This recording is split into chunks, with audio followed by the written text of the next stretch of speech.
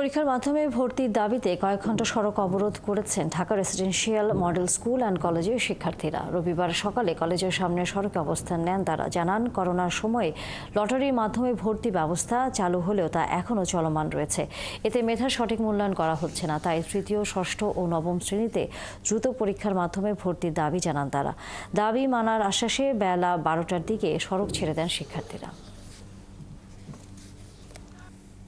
3, 6 এবং 9 এই জায়গাগুলোতে হচ্ছে যে আমাদের লটারির মাধ্যমে হচ্ছে যে ছাত্র ভর্তি নেওয়া হয়, কিন্তু আমরা চাই 3, 6, 9 এখানে যে আমাদের ছাত্র নেওয়া হয় এটা মেধার ভিত্তিতে ভর্তি পরীক্ষার মাধ্যমে নেওয়া হোক। আমাদের যে পুরনো ঐতিহ্য ভর্তি পরীক্ষার মাধ্যমে, আমাদের কলেজে ভর্তি পরীক্ষার মাধ্যমেই সবাই ভর্তি হবে, মেধাবীরা আসবে। আমাদের যে পূর্বে পরিচয় ছিল ভর্তি পরীক্ষার মাধ্যমে, আমরা সেটা ব্যাক চাই। আমরা বারে বারে তাদেরকে জানানোর চেষ্টা করছি যে আমাদের এই যৌক্তিক দাবিটা পূরণের জন্য, বাট তারা এই বিষয়ে খুবই উদাসীন।